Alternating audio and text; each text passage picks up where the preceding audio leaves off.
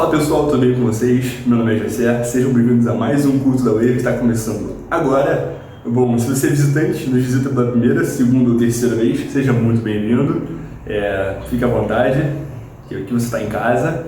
E, bom gente, vou fazer uma oração para a gente começar nosso culto e vamos que vamos. Jesus, a gente quer te agradecer por podermos estar nos reunindo aqui hoje, cada um na sua casa, mas com muito propósito. Jesus, vai agradecer o teu nome, Senhor.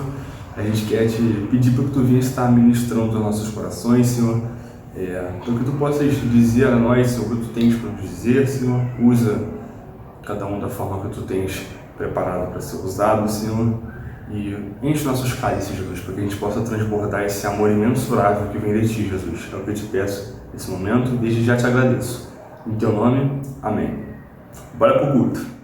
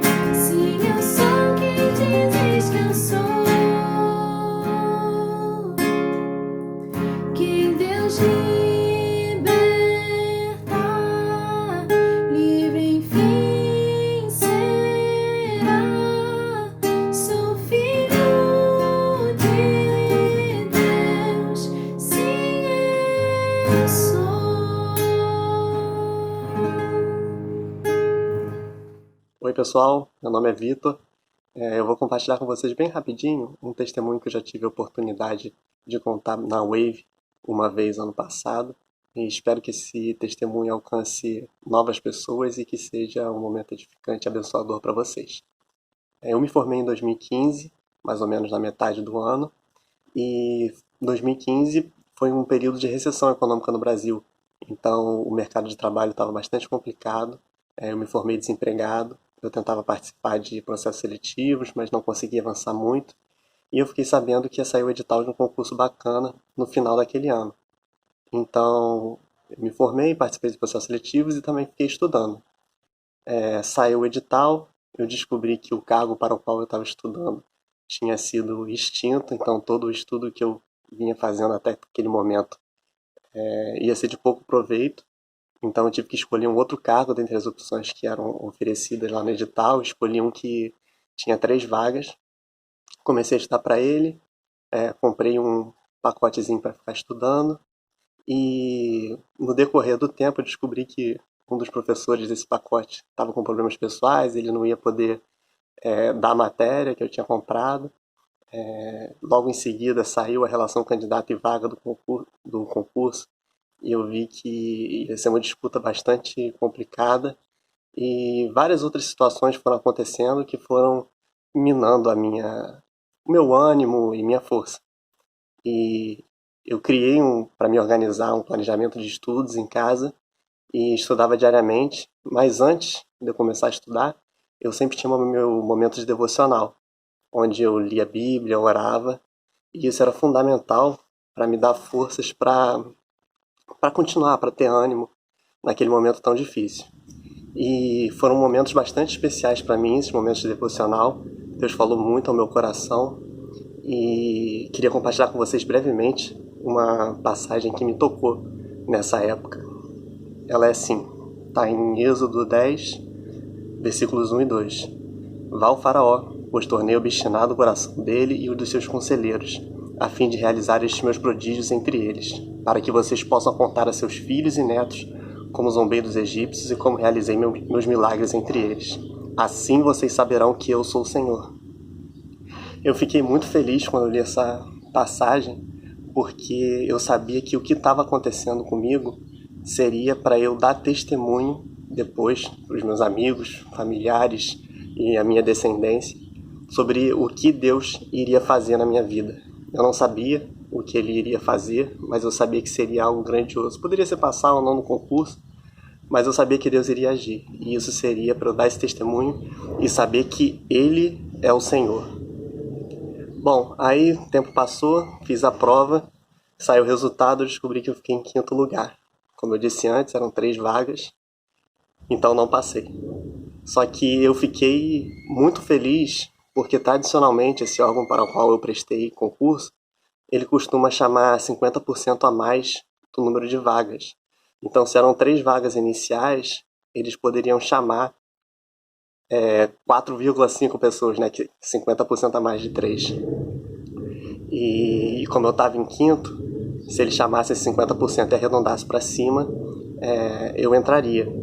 Só que essa é uma possibilidade bastante remota, porque o governo era período de recessão econômica, o governo estava cortando gastos, não estava fazendo concurso, estava proibindo essas nomeações adicionais.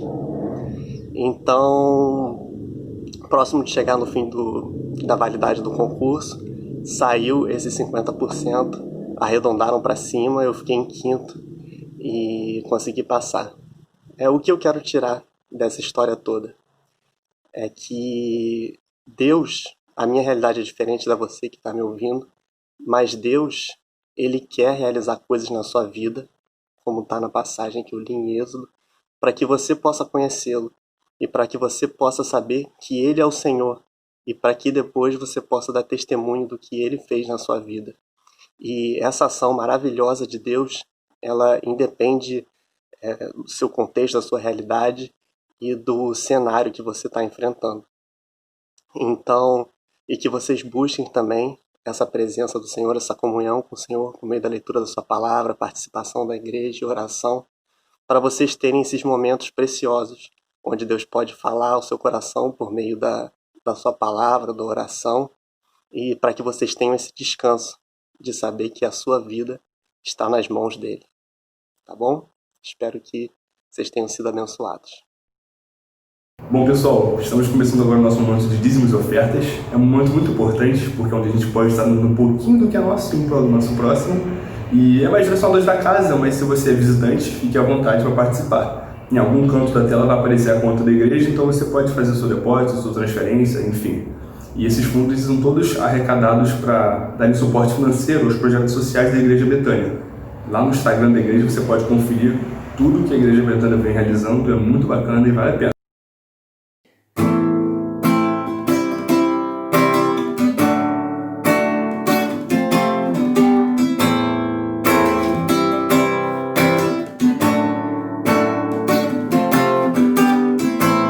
A força da minha vida é o Senhor.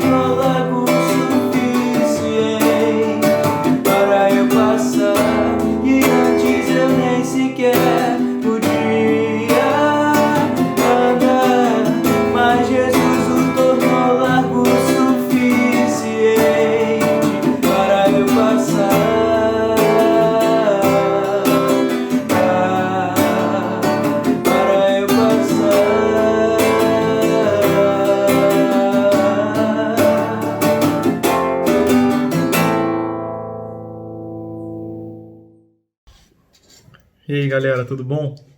Cara, hoje quem vai trazer a mensagem sou eu. A Wave, ela tá fazendo uma série de mensagens sobre a Epístola de Paulo aos Efésios e tá começando hoje. Aí eu queria até agradecer o convite do pessoal da liderança, do pastor Vanderlei, porque eu vou ser o primeiro a falar sobre a Epístola e justamente sobre um dos capítulos mais difíceis também de serem pregados ou da gente expor, porque é um capítulo muito sublime. A Epístola aos Efésios ela é considerada uma epístola mais profunda do apóstolo Paulo, e ele fala coisas no capítulo 1, por exemplo, olha, que excedem muito a minha compreensão. O pouco que eu sei foi dos estudos que eu fiz do Martin Lloyd-Jones. Ele pregou sobre a carta inteira, e eu estudei essa epístola, né, os sermões dele, quando eu tinha 22 anos, e me mudaram, me transformaram profundamente. E ele mesmo diz, é uma das cartas mais profundas das Escrituras, um dos temas mais profundos da Bíblia também. E Paulo fala coisas aqui que, olha, não é para qualquer um não, só a graça mesmo. Que Deus me conceda a graça para conversar com vocês hoje sobre isso. Então vamos lá, vou fazer uma oração e a gente começa. Espero que todos estejam bem. Sinto muita falta de vocês. Se Deus quiser, esse tempo vai acabar logo e a gente vai poder se encontrar de novo. Senhor, eu te agradeço por esse dia, Senhor. Eu te agradeço pela oportunidade de falar sobre esse capítulo, sobre essa epístola. O Senhor sabe que a minha capacidade é muito inferior e fica muito aquém, Senhor, do necessário para expor esses versos de maneira adequada. Eles excedem muito a minha compreensão. Então eu peço que o Senhor me ajude, que o Senhor me conceda a graça e que eu possa expor, nem que seja o mínimo, Senhor, para edificar não apenas a vida dos meus irmãos e irmãs, mas a minha própria vida. Então faz assim, com perdão dos meus pecados. Amém. Então vamos lá, gente. Eu vou pregar, vou expor a mensagem, eu ainda não sou um pregador, eu vou expor a mensagem de uma maneira expositiva. O que isso significa? Eu vou tentar caminhar verso por verso. Eu espero que eu consiga, em 30, 35 minutos, falar do verso 1 até o 23, final do capítulo. E por que eu vou fazer isso? Isso vai fazer com que eu me atenha aos temas do capítulo e que eu não fuja deles. Na mensagem expositiva, a pregação da pessoa ela é pautada pelos versos, de maneira que eu não vou escolher desse capítulo aquilo que mais me agrada para falar sobre isso. Nem vou trazer um tema único e vou falar sobre ele. Eu vou tentar fazer uma espécie de devocional e também pregação, verso por verso, e falar um pouquinho sobre cada coisa, cada tema que Paulo levanta aqui. Notem que eu estou fazendo algo assim, até mesmo quando é considerado sábio, porque só o Martin Lloyd-Jones levou meses para pregar sobre esse único capítulo. E eu vou fazer mesmo uma devocional de uma maneira que edifique a minha vida, a vida de vocês. E quem quiser conhecer de uma maneira mais profunda essa epístola, eu recomendo, estudem as pregações do Martin Lloyd-Jones. Não tem nada parecido. Ele se distancia da maior parte dos pregadores contemporâneos. Poucos chegam aos pés dele. Infelizmente, essa é a verdade. Quem o estuda sabe do que eu estou dizendo. Principalmente na nossa geração, em que as coisas são tomadas de maneira tão superficial, sabe? Então vamos lá, verso 1. Efésios capítulo 1, verso 1. Espero que todos tenham aberto. Paulo passou alguns anos em Éfeso, né? E simplesmente caiu um avivamento naquele lugar com as pregações de Paulo. Uma igreja foi formada, Paulo sofreu muita perseguição, muita indiferença, inimizade, pessoas dizendo que ele não era apóstolo, pessoas o perseguindo, falando mal dele para os irmãos. Então ele já começa a epístola dizendo a seguinte coisa: Paulo, apóstolo de Cristo Jesus, pela vontade de Deus. Então ele está dizendo basicamente que ele não escolheu ser apóstolo. Não foi da vontade dele, ele aceitou um chamado. Isso é muito importante da gente saber. As palavras desse homem que a gente vai ler nos próximos minutos, elas são de alguém que Deus chamou e escolheu para edificar a igreja do primeiro século. Ele escolheu Paulo para isso, de uma maneira muito especial, porque os escritos de Paulo são anteriores aos dos evangelhos. Então, o que formou a teologia da primeira igreja, né, do primeiro século, foi Paulo. Foi Deus através de Paulo. Sempre lembre-se disso. Então vamos lá. Paulo, apóstolo de Cristo Jesus, pela vontade de Deus, aos santos que vivem em Éfeso e são fiéis em Cristo Jesus. Olha que coisa bonita. Ele chama aquelas pessoas de santos e fiéis. E ele diz que são santos que vivem em Éfeso. Ou seja, são pessoas que estão ali no meio de outras, mas elas se diferenciam completamente das demais, pelo fato de serem chamadas de santos, de santas. O que isso quer dizer? A palavra no original, para não fugir muito do significado, ela significa alguma coisa que foi separado, tomado à parte daquilo a qual pertencia. Então a vida do cristão é mais ou menos isso. Muitos ainda não compreendem esse tipo de expressão santo, porque ele conota algo muito moral, uma pessoa moralmente superior a outra, mas não é exatamente o que quer dizer. Até porque a Bíblia vincula o cristão à humildade, né? A uma pessoa mansa, uma pessoa de espírito humilde, misericordiosa.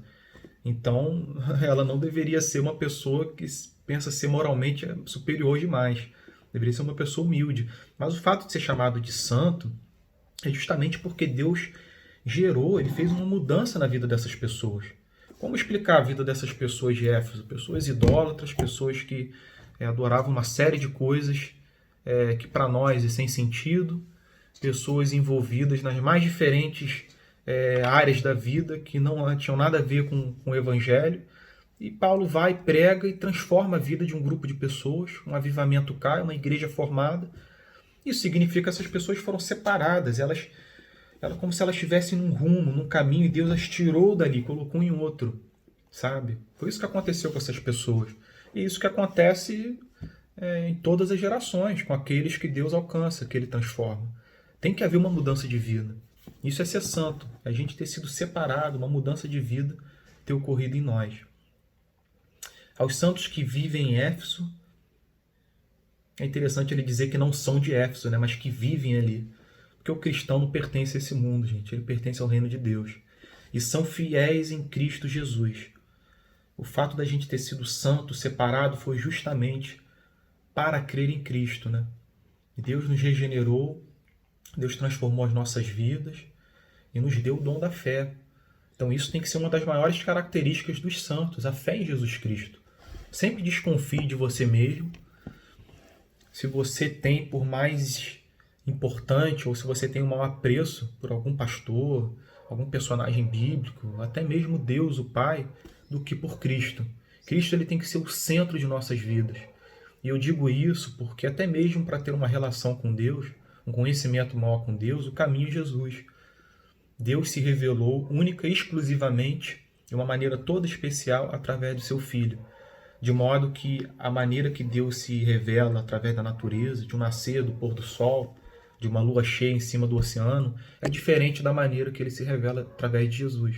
Através de Jesus, nós não temos contato simplesmente com o Criador, como alguém tem contato com a natureza. Através de Jesus, nós temos contato com o Pai de Jesus, que nos adotou como filhos. É um contato íntimo, é pessoal e profundamente transformador de vida. Que a graça e a paz, verso 2, de Deus, nosso Pai, e do Senhor Jesus Cristo estejam com vocês. Nas palavras de Martyn Lloyd-Jones, a graça é a fonte.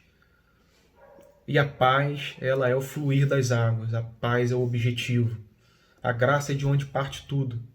É o fato de Deus ser gracioso e misericordioso que nós temos acesso a qualquer bem em nossas vidas. E a paz é o principal deles. Deus quer que nós vivamos em paz. Como disse Paulo aos Romanos, no que for possível a vós, tende paz com todos. Todos. Esse é o nosso objetivo, gente. Você está em desavença com pessoas, se você não está lidando bem com pessoas hoje na sua vida, tenha cuidado de que não seja por um empecilho que venha de você, mas que seja simplesmente por uma impossibilidade delas mesmas, porque no que parte de nós deveríamos ter paz com todos. Deus nos chama para isso. Verso 3.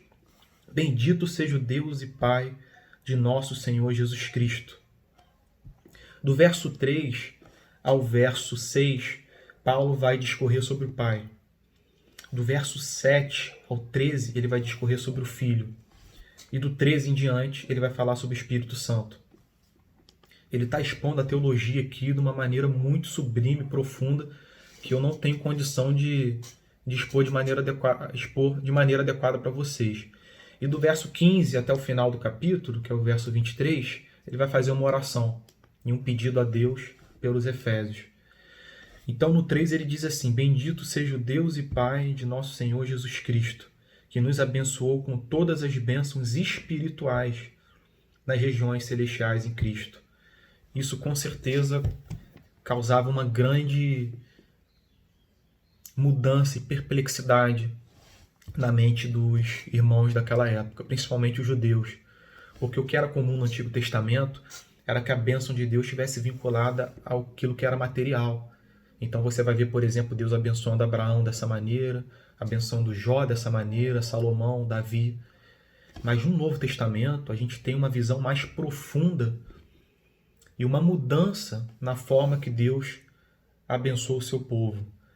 É verdade que ele abençoa materialmente, é verdade que ele abençoa financeiramente, é verdade que ele sabe que todas essas coisas são necessárias a nós, mas a linguagem do Novo Testamento, ela destoa muito da linguagem que eu tenho visto muitos pregadores trazerem hoje, principalmente nas redes sociais.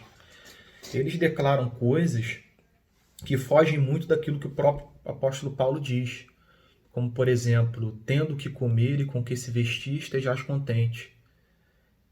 No capítulo 13 de Hebreus, se eu não me engano, está escrito que a vida de vocês seja isenta de avareza. Não é para ter vestígio de avareza, gente.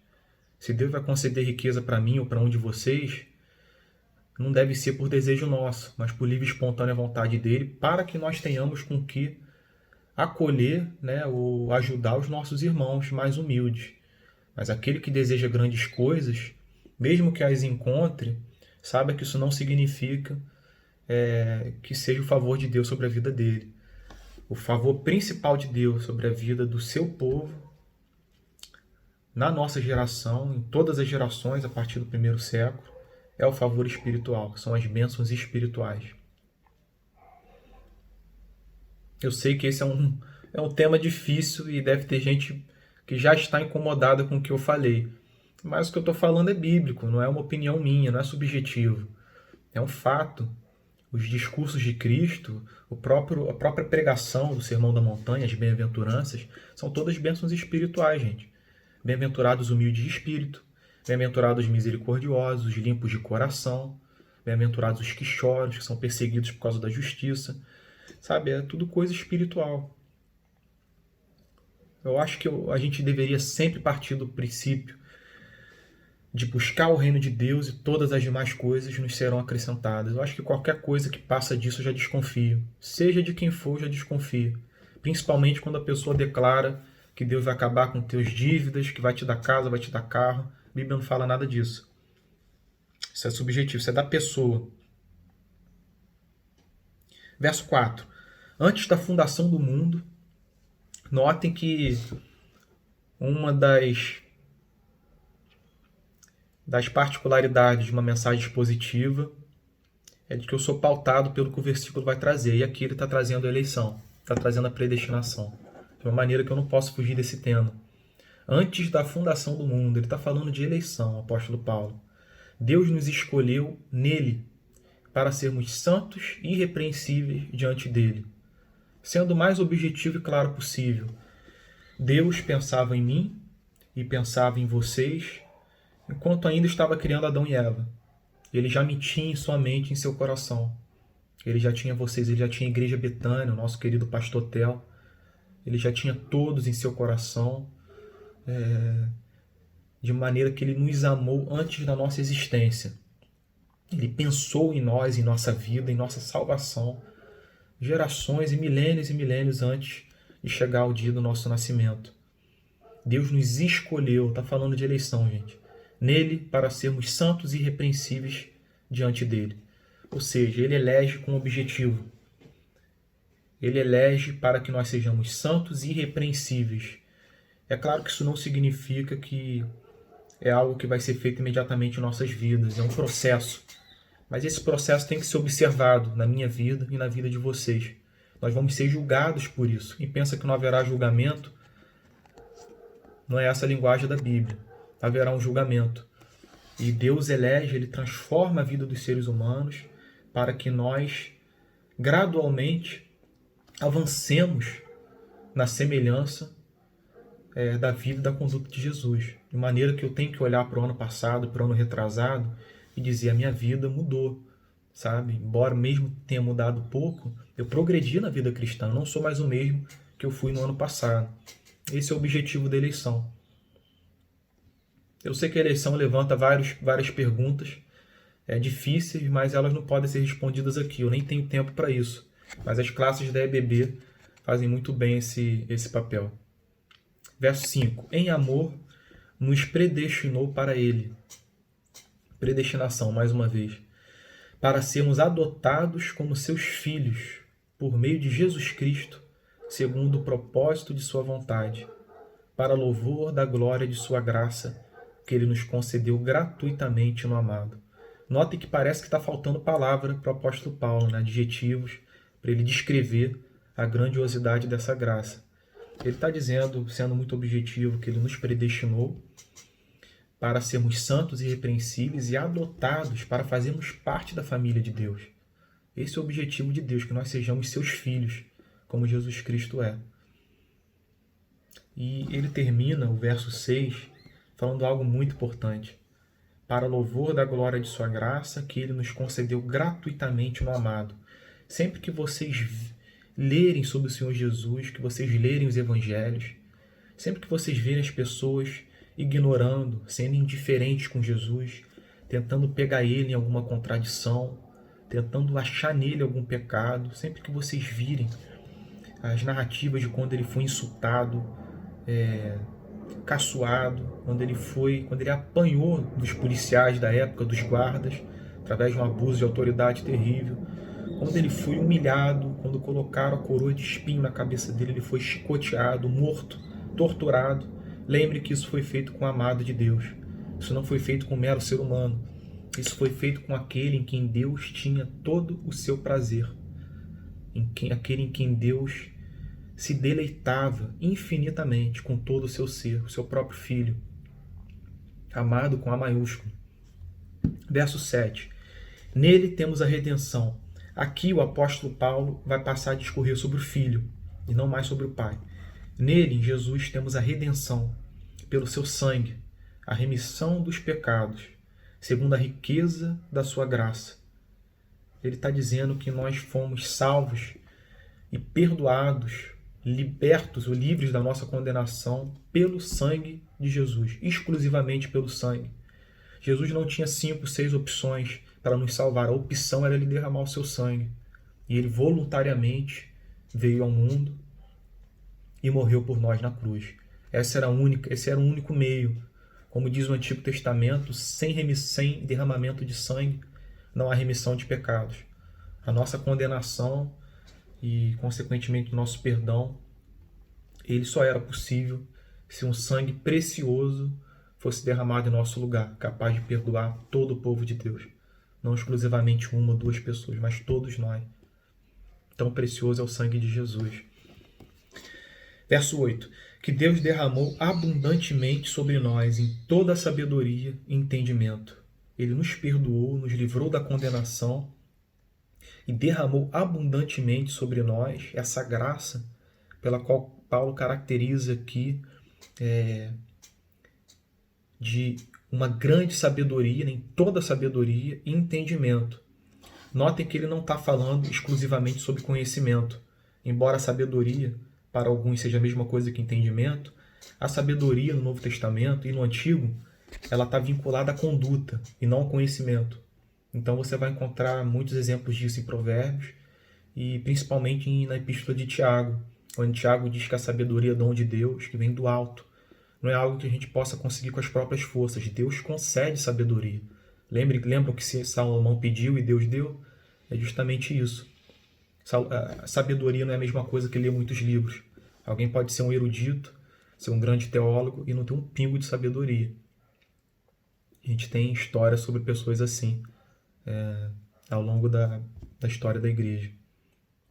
A sabedoria está relacionada com a mansidão, com o domínio próprio, com o amor, com a temperança.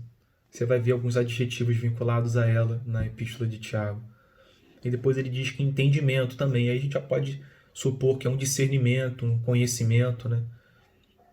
Que Deus também derramou sobre nós. Verso 9. Ele nos revelou... Uma outra coisa que eu queria pontuar nesse verso 8. Que Deus derramou abundantemente sobre nós em toda sabedoria e entendimento. É claro que nem todo mundo recebeu a mesma medida de sabedoria e de entendimento.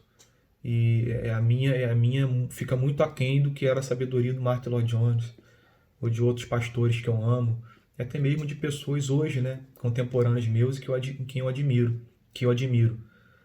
Mas eu acho que a gente deve interpretar esse verso na maneira de que Deus derramou a sabedoria, embora em uns mais, em outros menos, ele derramou em todos o suficiente para a salvação.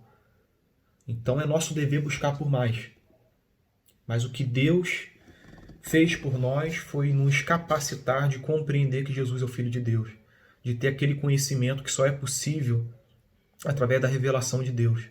Não apenas de que ele é o Filho de Deus, mas de que ele é ungido, ele é o Cristo de Deus. Ele foi aquele que Deus escolheu para perdoar os nossos pecados e morrer por nós. E a principal característica desse conhecimento, quando Deus concede ele a alguém, é que a pessoa vê excelência e beleza em Jesus Cristo.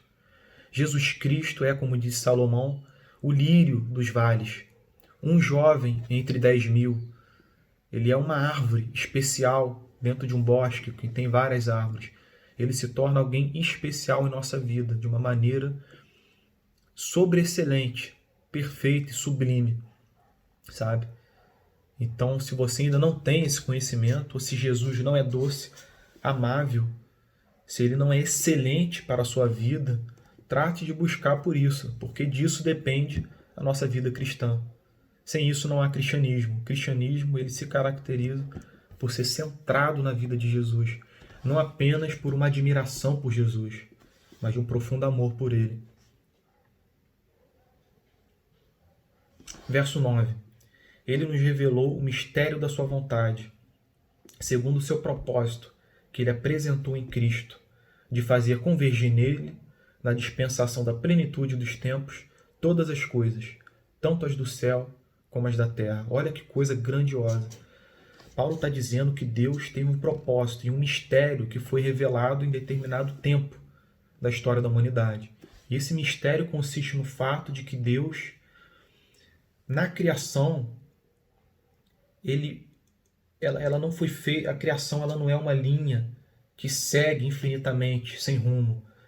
A criação é algo que se deu início e que vai convergir de novo nesse ponto.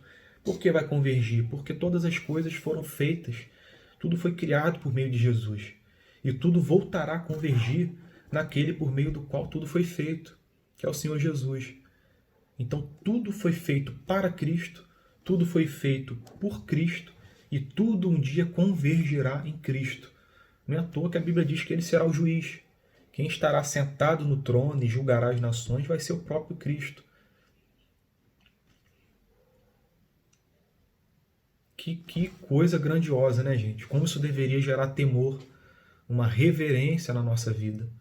Sabe, a gente está diante de alguém por meio do qual tudo foi feito, sem o qual nada do que foi feito se fez, e para o qual tudo um dia vai retornar, de maneira que todos um dia estarão diante de Jesus Cristo, glorificado, sentado em seu trono, e nesse dia ele haverá de apartar, como diz um dos evangelhos, os bodes das ovelhas, os justos dos injustos, os santos dos pecadores.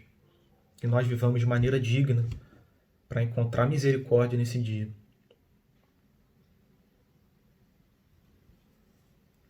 De fazer convergir nele, na dispensação da plenitude dos tempos, todas as coisas, tanto as do céu como as da terra. Que coisa maravilhosa. Eu não tenho capacidade de discorrer sobre isso. Eu vou passar para o verso 11. Em Cristo fomos também feitos herança, predestinados segundo o propósito daquele que faz todas as coisas conforme o conselho de sua vontade.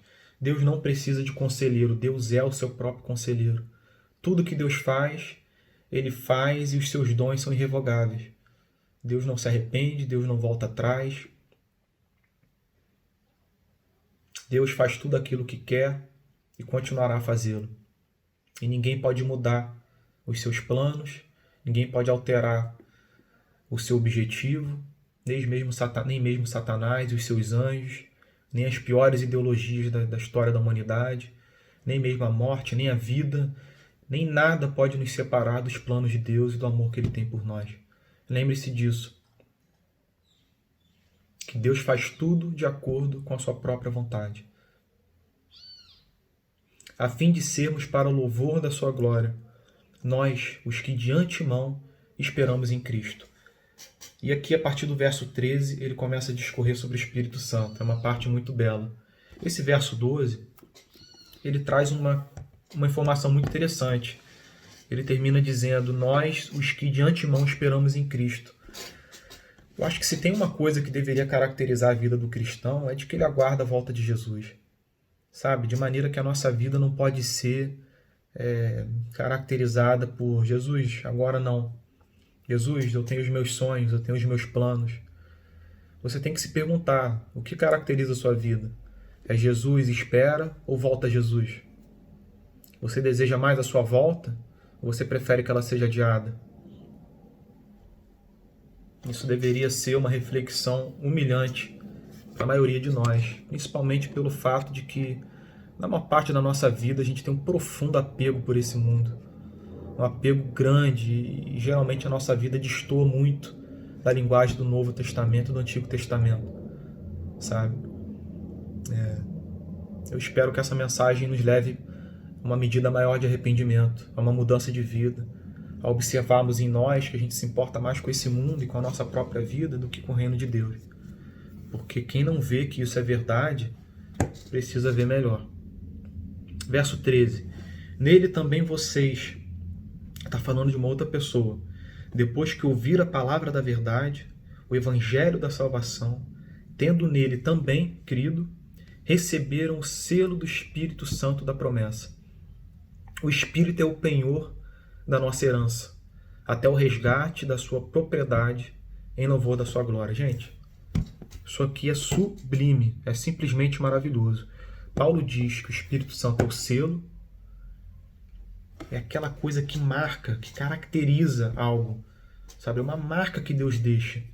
E é claro que não é uma marca qualquer. Se o Espírito Santo é o selo da promessa, que promessa? A promessa que Deus fez a Abraão, que na descendência dele, todos os povos e as nações seriam abençoadas. E isso se cumpre no Pentecostes. E se o Espírito Santo é o selo dessa promessa, isso deveria significar uma marca profunda no nosso coração. Você imagina o coração ser selado com o Espírito Santo, sabe? Isso significa uma marca que vai deixar um registro, vai deixar uma mudança, vai ficar marcado e vai ser algo maravilhoso. É uma marca maravilhosa, né? Deveria ser. E Paulo também diz que o Espírito Santo é o penhor da nossa herança. O penhor é uma palavra, eu tenho para mim que é uma palavra maravilhosa. O penhor, vou até ver no meu Kindle o que significa, o que o Kindle está dizendo. O Kindle está dizendo que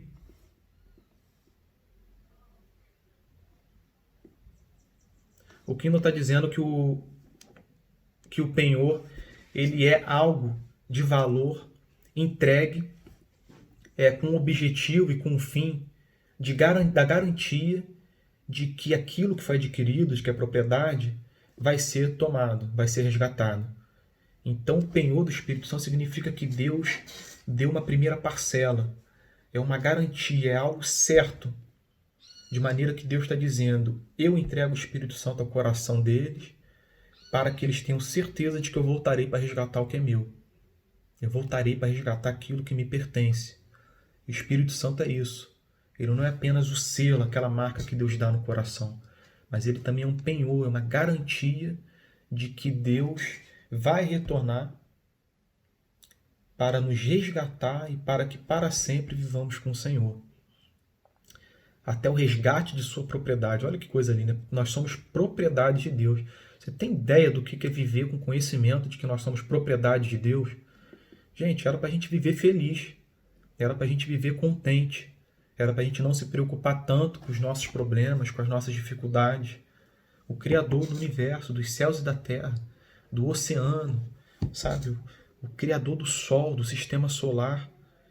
Nós somos propriedade sua, e de uma maneira toda especial. Não somos propriedade dele como a criação é. Nós somos de uma maneira muito superior à sua propriedade, porque nós fomos adotados como filhos, sabe? Ele nos chama para o seu reino e glória.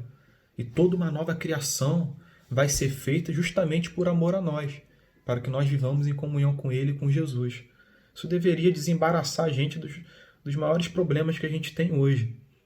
Não é à toa que muitos santos, nos séculos passados, no leito de morte, quando estavam prestes a morrer, a ideia de que eles pertenciam a Deus, de que Jesus Cristo era o Senhor deles, de que eles estavam há pouco tempo, há minutos, há dias de encontrar o seu Senhor, de vê-lo face a face, enchia eles de paz, de amor, de maneira que há o registro de inúmeros servos de Deus no leito de morte, morrendo felizes, sem nenhum apego com esse mundo, e desejosos de que o tempo chegasse. O tempo de que eles finalmente estariam sentados na mesa com Abraão, Isaque e Jacó, com todos os servos de Deus e com o próprio Cristo. Eu já estou há 30 minutos falando e eu não cheguei nem no verso 15. Eu não vou conseguir, gente, avançar até o verso 23. Peço perdão a vocês. E eu queria, se serve de algum consolo, fica aqui a justificativa de que é muito difícil expor esses versos e de que eu não estaria agindo bem se eu estivesse tirando um tema e não pregando expositivamente. Eu acho que o pregador, principalmente aqueles como eu, que desejam o ministério sagrado, que são seminaristas oficiais da igreja, a gente tem que pregar expositivamente. Ou, no mínimo, tirar os temas mais importantes do capítulo. Mas eu ainda acho que a exposição bíblica, verso por verso, é mais segura e mais adequada, porque isso permite que a gente não fuja dos temas que estão dentro da Escritura Sagrada e que a gente não pregue sobre aquilo que nos agrada mais. Então, eu espero que essa mensagem tenha abençoado vocês. Do verso 15 em diante, Paulo vai fazer uma oração pedindo para que Deus ilumine o entendimento dos Efésios. E sabe, é o desejo que eu tenho para mim. Sabe, que essa oração seja uma oração para a minha vida, eu peço isso a Deus. E peço também que seja para a vida de vocês. Que Deus ilumine o entendimento do coração de vocês e que vocês vejam a suprema riqueza da graça e do chamado de Deus para as nossas vidas. Gente, o Evangelho ele não é uma crença.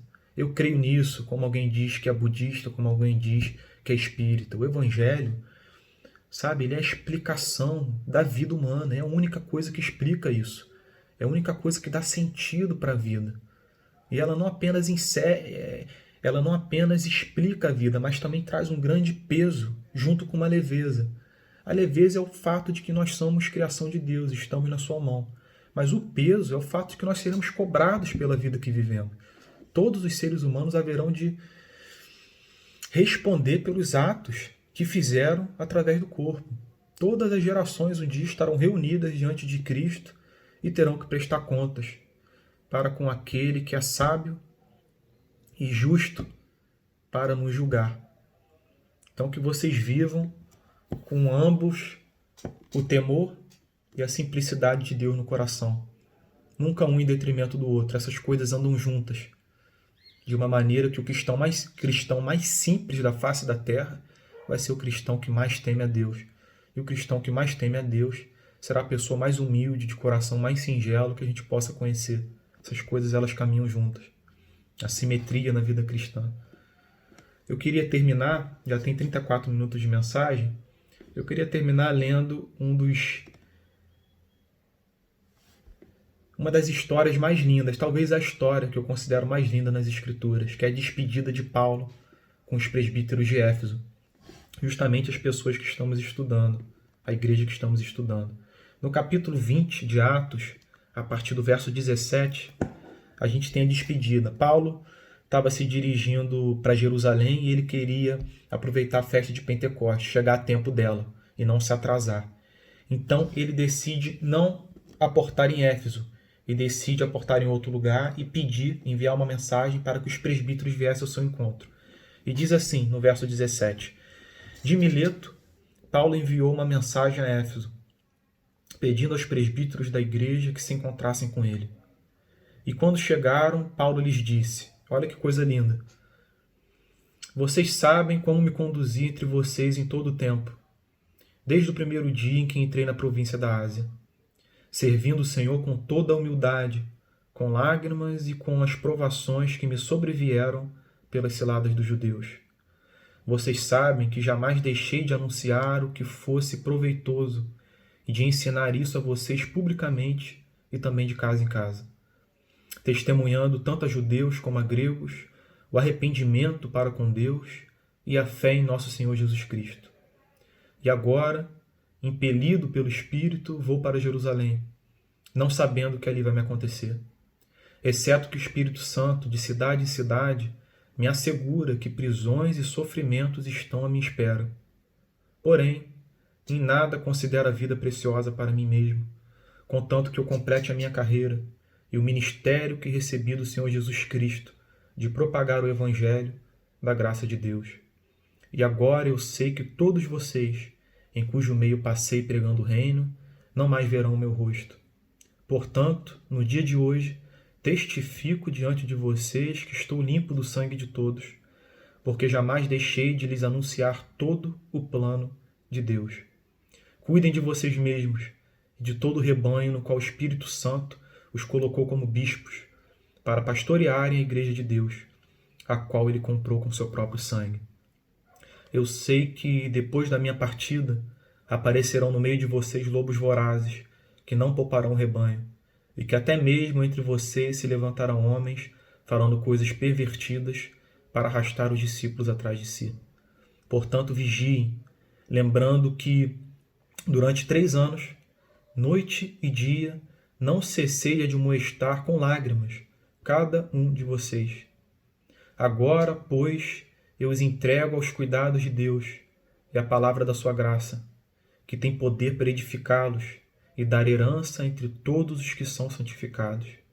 De ninguém cobicei prata, nem ouro, nem roupas.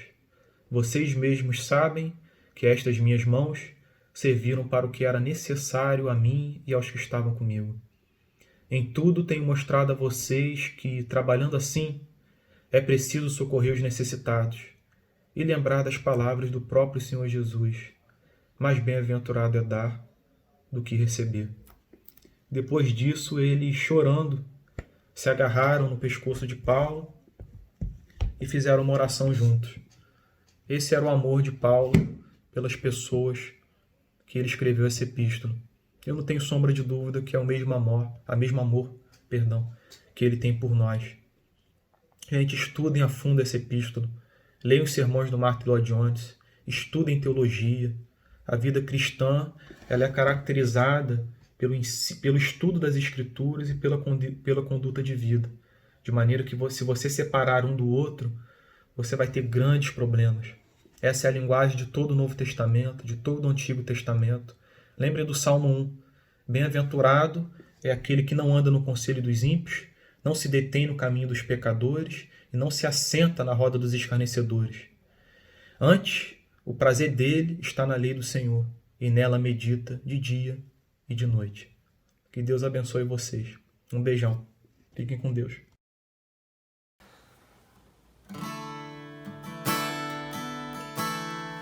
Guia-me aos teus braços, leva-me outra vez ao primeiro amor, me atrai ao encontro, mostra-me o momento em que me encantei, e era tão simples, era fácil te amar. Sem espaço entre nós, era só confiar.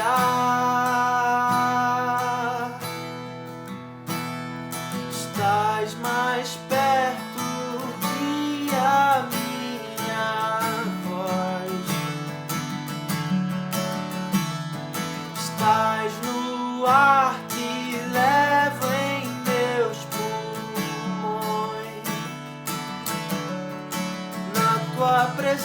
presença, os mortos revivem. Sinto meu peito arder por ti. É tão bom saber que estás aqui.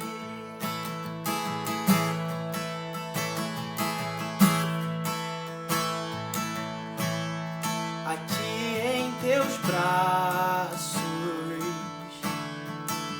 é o lugar que eu quero estar. Esse é o encontro que eu jamais quero deixar. E é tão, tão simples, é tão fácil te amar. Sem espaço entre nós, posso em ti confiar. Estás mais perto que a minha voz. Estás no ar que levo em meus pulmões. Na tua presença, os mortos revivem. Sinto meu peito arder por ti. É tão bom saber que estás aqui.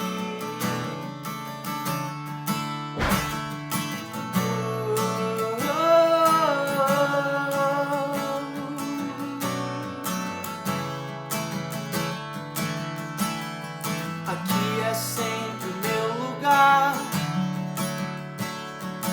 Eu em ti, tu em mim.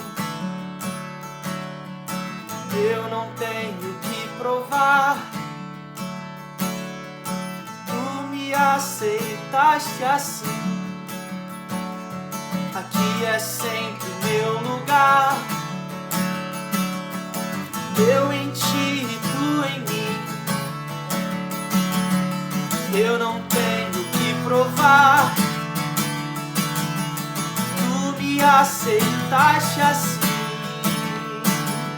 Estás mais perto que a minha voz. Estás no ar que levo em meus pulmões. Na tua presença, os mortos revivem. Sinto meu peito arder por ti. É tão bom saber que estás aqui. Aqui é sempre o meu lugar. Eu em ti, tu em mim. Eu não tenho que provar. Tu me aceitaste assim. E é sempre o meu lugar. Eu em ti, tu em mim. Eu não tenho que provar. Tu me aceitaste assim. Estás mais perto que a minha voz. Estás no ar que levo em meus pulmões. Na tua presença, os mortos revivem. Sinto meu peito